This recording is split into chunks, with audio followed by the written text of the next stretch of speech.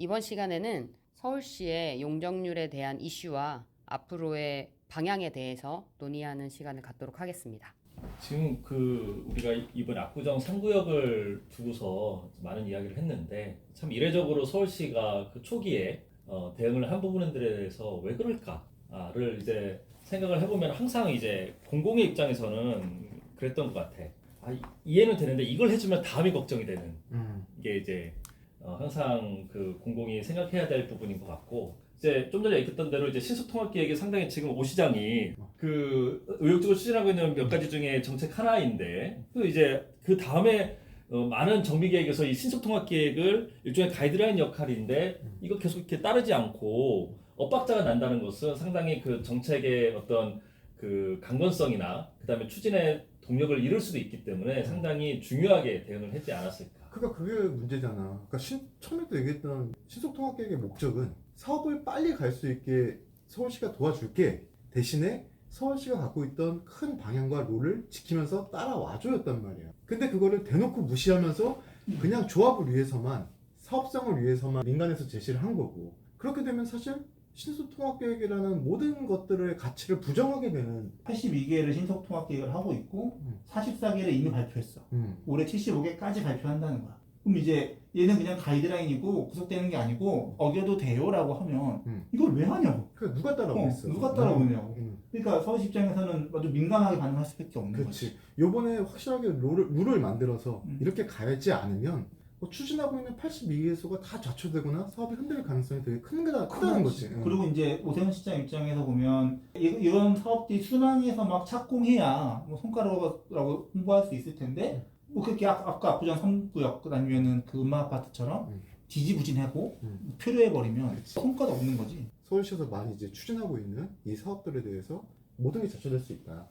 약간의 사실 공익성 그거 조금 빼면 어때?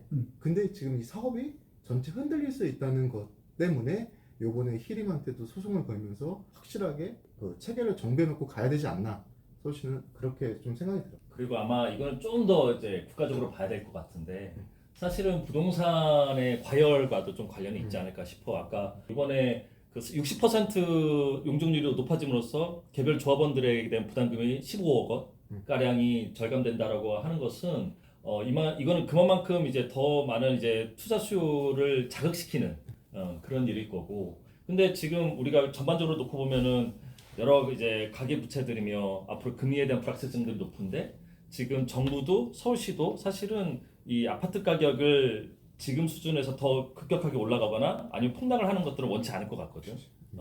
그런 부분들에 대해서의 어떤 그런 조금 그 시장을 다독이는 어떤 그런 게 더 중요한 또 포인트였지 않았을까라는 생각도 들고, 이게 지금 촉발된 건 딱 하나지, 용적률. 근데 지금 이거는 요 페이지는 지금 우리가 하고 있는 얘기는 좀 명확하게 서울시와 수도권만의 문제야. 분명한 건 우리나라는 이 수도권의 집중 문제 때문에 수도권에서는 뭐 4종 일반 주거지역, 뭐 용도 지역의 상향에 대한 문제들을 계속 이슈화하고 있지만 그 수도권을 넘어서는 지방 도시들은 다 반대라고. 용적률 아무리 줘도 못 채워. 들어오는 사람이 없고. 우리의 용도지역제 문제가 그러니까 용도는 되게 헐거. 용도라는 건 안 되는 용도가 별로 없어. 해당 용도 지역에서 튀어나온 용도가 별로 없어. 근데 밀도라는 측면에서 보면 이제 말했던 대로 지방과 서울 수도권이 갈리는 거지. 그 서울 수도권은 이 옷이 너무 갑갑한 거야. 너무 작은 거고. 그래서 끊임없이 완화를 요구해. 그렇지.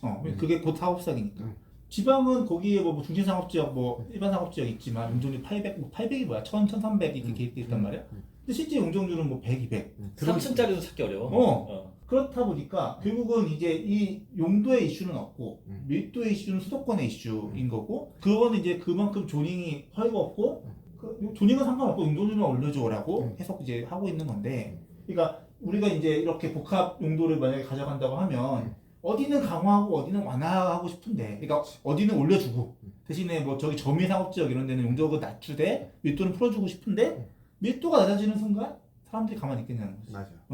미래도시 위한 용적률 체계는 분명한 건 우리는 서울시의 문제만을 고민하면서 진행하면 안 될 것 같아. 그러니까 지방의 소멸도시나 이런 쪽도 생각을 해가지고, 분명 아까 얘기했잖아. 그 옷이 사람마다 다른 사이즈가 있어야 되는데 지금 우리나라 체계는 서울이든, 그러니까 몸집이 큰 애든, 뭐 지방도시든, 되게 왜소한 애든 똑같은 100사이즈 옷을 입혀놓고 있다는 거야. 그러니까 누구한테는 작고 누구한테는 엄청 크고 이런 문제가 있어서 좀 유연하게 대처할 수 있는 용적률 체계 이런 거에 대한 고민들이 항상 필요한 것 같아요. 그러니까 개발 압력이 높은 서울 수도권 쪽에서는 용적률 좀 이슈가 있고 개발 압력이 낮은 이제 지방 도시들은 사실은 용적률보다는 용도에 좀 차이가 있어. 뭘 허용해 그거는 줘도 이제 열어줄 것인가. 비도시 지역 그렇지. 왜냐면 지방 도시들은 그 갖고 있는 경쟁력과 매력이 비도시 지역에 꽤 있거든. 그러니까 우리가 흔히 얘기하는 대로 무슨 뭐 스테이를 한다든지 그러면은 그 아직은 숙박시설이야. 근데 숙박시설 비도시 지역에서 허용되는 게 쉽지 않거든. 그렇지. 그런 용도들을 좀 풀어주면 사람들이 어찌됐든 좀 찾아가면서 그 지역의 활력을 좀 되찾지 않을까? 그러니까 지역은 좀 용도 문제가 좀 더 커. 그 앞에 그 용적률 전쟁이라고 표현했던 이유가 이제 여기에 있는데, 그러니까 각각의 법들은 각각의 그 과가 될 수도 있고 그 개인이 될 수도 있고 분야가 될 수도 있는데 거기서는 자기들만의 논리, 자기들만의 니즈로 용적률 완화를 레버리지로 해서 법을 개정해서 사업을 추진하고 있어. 근데 이제 그게 도시공간에서 레이어들이 겹치다 보면 그럼 이제 이 각각의 항목들이 동일한 가치인가를 우리는 따져야 되는 거지. 그럼 이제 여기서 봤듯이 기부채납 땅을 아예 13%를 내놔야 용적률이 1.1이 올라가는데 공개공지라는 거 알겠지만 대지를 떼놓는 게 아니잖아. 그치. 그냥, 내 땅이잖아. 그냥 내 땅이고 그 대지 면적 산정되고 건폐 용적률 산정되는 그거의 일부를 개방한다고 해서 20%를 개방했을 때 용적률 1.2가 상향되는데 이 두 개가 같은 가치냐? 난 게 물음표지. 물음표지? 맞냐? 그럼 다른 것들은 저 건강속박시설, 친환경 인증 그렇지. 여러 가지들이 내가 카운팅 해보니까 지금 법에 따라서 완화할 수 있는 항목이 70개야. 그럼 걔네들이 다 적층됐을 때 용적률이 끝도 없이 올라가는 상황이 될 거고 사업자는 자기의 적정 용적률을 찾으려면 뭘 하겠어? 쉬운 걸 할 거라고. 그렇지. 돈이 덜 드는 거. 저 중에서 제일 쉬운 것들만 골라서 이렇게 해가지고 최대의 이익을 가져가려 하겠지. 기본적으로 내가 경험상 사람들이 살기 좋은 용적률은 250 미만이 맞아.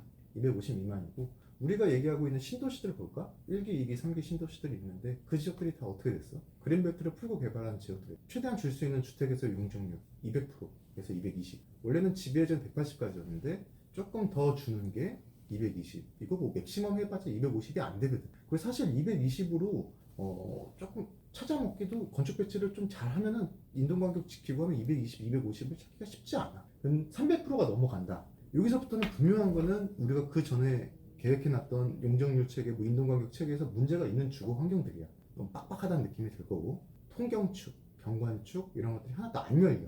지금 보겠지만 이제 400, 500 넘어가면 이제 벽이 생기는 거야. 도시 차원에서의 벽이 생기고 1000% 저거는 상업지역, 그지? 상업지역에서 그 진짜 창문 열면 납치하고 다 얘기할 수 있는 이 정도이기 때문에 주거 환경에서 그 아파트나 주거 단지에서는 300 미만, 250%까지가 적당한 것 같고 서울시가 그 경험을 갖고 있기 때문에 맥시멈이 300 이하.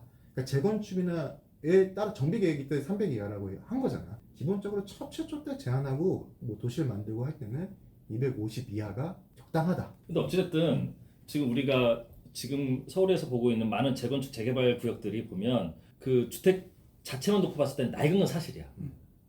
상당히 살기가 어려워, 불편해. 그게 뭐 보존해야 할 가치가 있는 것도 아니야. 그런데 그러면 그 주택 개량을 해야 되는데 어떤 공공 재정을 투입해서 예산을 투입해서 할 수는 없어. 민간 자본으로서 이렇게 그 주택을 개량해야 되는 입장에서는 그치. 공공에서 해줄 수 있는 거는 용적률 사업을 가게끔 할 수밖에 없는 제도를 펼칠 수밖에 없는 거야. 그러면은 사업성을 높게 주려면 용적률 풀어서 추가로 줄 수 있는 집이 많아져야지만 건설사가 그 추가분을 분양해서 나머지 공사비를 충당하고 이런 사업 구조가 나올 수밖에 없는 건 이해는 되지. 내가 가장 그 살았던 아파트 중에 가장 높았던 용적률은 299.98이었어. 최근 거네. 근데 살만했어. 살만했어. 그래서 300%까지도 될 것 같아. 그러니까 우리가 경험적으로 축적을 해온 거잖아. 250까지, 300까지라는 거에 축적을 해왔고 이번에 뭐 360짜리를 시림해서 만들었는데 물론 이제 뭐 지어봐야 알겠지만 어쨌든 뭐 나쁘지 않은 주거 환경이 어느 정도 확보되는 아니겠지. 다만 이제 그렇게 되면 높이가 문제인 거지.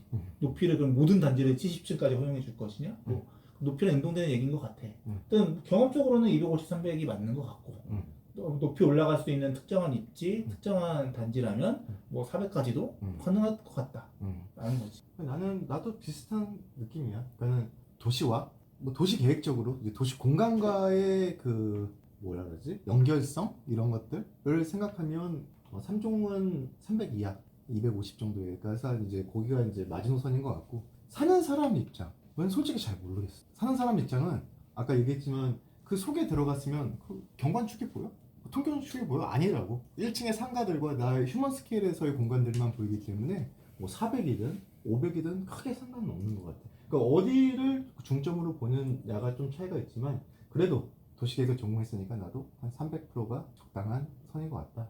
얘기하고 싶어. 좀 지금의 가장 큰 문제는 각각의 분야들이 자기 마음대로 움직이고 있다는 거. 아까 용적률을 활용해서. 그리고 그것들에 대해서 시민들의 공감대가 없다는 거야. 그러니까 어떤 시민들은 무조건 높은 걸 원하지. 사업성, 돈 따지니까. 근데 어떤 시민들은 난 별로 그러고 싶지 않아. 명품 주거단지 뭐 250% 이하의 명품 주거단지에서 살고 싶은 분들도 많이 있고 어떤 조합장들은 뭐 그때 뭐 다큐멘터리를 보니까 계속 단톡방에 올렸다는 거야. 500%짜리 주택을 하면 이렇게 됩니다. 홍콩 사진을 올리고 이 사진들을 올리면서 그게 결코 좋지만은 않습니다라고 계속 소개팅을 했대. 그러니까 그런 거에 대해서 우리가 공감대를 해서 어느 정도의 결론을 내려야 된다는 시점인 것 같아요. 지금이. 이제 여태까지 우리가 한 계속 압구정 3 주제로 얘기를 했는데 고민을 해보자고. 마지막으로 설계 공모시 창의적인 아이디어 보면 어디까지일까? 아까 해안 다시 잊어먹을 수도 있으니까 해안과 히림에서의 문제점들. 그러니까 지침을 어느 정도 규정을 하면서 새로운 걸 제시를 해야 되나? 아니면 당선을 목적으로 지침은 약간 아슬아슬한 줄타기이지만 넘어가면서까지 당선을 목적으로 달릴 수 있을 것인가에 대해서 한번 얘기를 해보자고. 그러니까 나는 개인적으로 첫 번째는 그러니까 우리도 계획을 하는 사람들이고 설계하시는 분들도 계획의 영역이라고 본다면 충분히 창의적인 아이디어를 제시하는 게 맞다. 오히려 그걸 안 하는 게 뭐 직무유기에 해당하는 얘기라고 생각을 하는데 다만 그것을 이제 결정권자 아니면은 공공기관에서 안 된다고 명확히 입장 밝히를 했는데 그거를 밀어붙인다는 건 그 해당 업체한테도 좋지 않고 그 사업에도 좋지 않다라는 생각이야. 문제가 있다. 다음은 공모 지침서를 잘 쓰면 될 것 같아. 명확하게 공모 지침을 주자는 거지. 애매하게. 그걸 도면으로도 주고 그 테스트로도 주고 해서 뭔가 그 해석의 여지가 남기지 않도록 공모 지침서를 잘 주면 그러면 이제 사이트마다 좀 그 공모 지침의 내용을 좀 더 풀어줄 것이냐 쪼일 거냐에 대한 것들은 그래서 목적에 따라 다르겠지. 사이트에 따라 다를 거고. 근데 지금의 상황에서는 약간 공모 지침서가 부실하지 않았나. 나는 그렇게 생각해. 우선 나부터 반성하고 가야겠다. 수많은 제안서를 쓰면서 많은 지침을 얻었어. 많은 좋은 것들만 하겠다고 모든 아이디어, 당선을 되기 위해서 모든 아이디어를 때려놓고 그러다 보니까 뭐 제안서나 공모들이 다 비슷해. 뭐 많이 써봤잖아. 뭐 이 지역을 우리가 당선이 돼야 되는 목적이 있기 때문에 뭘 하지도 못할 건데도 하겠다라고 뻥을 치고 넣고 썼던 적이 많아. 우선 그런 것들은 좀 반성을 하고 창의적인 아이디어, 아까 나도 그 얘기는 찬성해. 창의적이고 이 지역이 더 잘 되기 위한 아이디어는 분명히 놓아야 되지만 창의적인 과연 그게 아이디어인가? 내가 이 일을 따내기 위해서, 수주하기 위해서 했던 뻥이나 불화가 아닌가는 우리 계획가들이 다시 한번 반성하고 성찰하면서 뭐 다음 사업, 다음 설계 공모를 준비했으면 좋겠어. 그럼 두 번째 거를 다 마무리해보자. 그러니까 미래도시를 위한 용적률 관리 방안과 우리들의 역할은 그럼 뭐가 될까? 그러니까 아까 얘기했듯이 적정 용적률에 대한 사회적 합의가 필요해. 그리고 이제 미래 도시에 대한 예측이 필요해. 용도별로, 지역별로, 뭐 밀도와 기반 시설과 뭐 그에 따른 사업성이나 이런 것들을 모두 포괄할 수 있는 검토가 필요한데, 근데 어쨌든 이 다변하는 세상에서 뭔가 결론을 낼 필요는 있는 것 같고, 뭐 이렇게 더 가다가는 정말 난리 개판이 될 것 같고, 해야 되는데 쉽지는 않고, 뭐 항상 쉬운 일은 없지. 우리는 도시 계획을 배웠어. 전통적으로 아까 근린주거 이론에 대해서 얘기를 하고 있고 과거의 도시 계획과 뭐 미래의 도시 계획을 우리가 배운 도시 계획이라는 학문 속에서의 지금 상상과 이 생각에 갇혀 있지 않나 이런 고민들 조금 하고 있어. 뭐 잘 알겠지만 해외에서는 지금 뭐 700km를 500m 올리는 건물 형태의 도시들에 대해서 논의를 하고 있어. 그거는 물론 새롭게 조성되는 도시고 뭐 우리가 얘기하고 있는 서울시나 이거는 기성시가지이기 때문에 분명히 다른 목적성은 있을 거야. 하지만 우리도 도시계획가로서 좀 미래도시에 대한 것들을 단순히 지금 현실에서 움직이는 도시가 아니라 정말 새롭게 발전하는 뭐 AI, 새로운 교통수단, 뭐 UAM 뭐 날아다니는 아예 뭐 진짜 미래가 펼쳐질 거라고 그런 그 아예 상상과 꿈의 도시에 대한 고민도 같이 했으면 좋겠어. 그러니까 끝으로 내가 왜 자꾸 이상한 얘기를 하냐면 이상하지 않아. 그 모르겠어서 그래. 음. 이게 너무나도 지금 급격하게 변하고 있고 우리 사회, 우리나라, 우리 국토가 지금 우리 생애 안에서 상당히 달라질 것 같아. 그러니까 국토만 놓고 보면은 많은 사람들이 이제 국토가 조금만 지나면은 아령 형태로 바뀔 거라고 얘기를 해. 그러니까 서울 수도권하고 불경만 딱 이렇게 남아놓고 나머지는 이렇게 아령 형태가 되고 없어지는 거야 그냥 대부분. 그러니까 상당히 컴팩트해지고 그 컴팩트한 도시 안에서 새롭게 개발되는 모든 기술 개발들이 테스트패드 되면서 거기에만 적용될 거라고. 왜냐면 거기에 인프라와 수요가 있으니까. 다른 데는 그렇지 않아. 이제 그런 것들이 계속 더 고민되고 컴팩트해지는 것은 어찌 보면 이미 정해진 수순 같아. 그런 정해진 어떤 가까운 미래의 상황에서 놓고 봤을 때 지금의 우리가 논의하고 있는 이 용적률 200%, 250, 300%라는 게 나는 이게 너무 이게 쉽지 않는 논의일 수도 있다. 그러니까 분명한 거는 지금 250, 300 이런 고민. 그러니까 지금 미래의 도시와 용적률 관리는 아주 먼 미래나 이거 아니라 지금 우리가 살고 있는 현실의 도시의 그 다음 우리의 아들들 또는 우리의 손자들이 지금 우리가 고민하면 그들이 조금 더 편하게 살 수 있으니까 그리고 새로운 노후화된 주거가 아니라 다시 재개발된 깨끗한 주거 환경에 살 수 있으니까 이 고민을 분명히 해야 되는 것 같아요.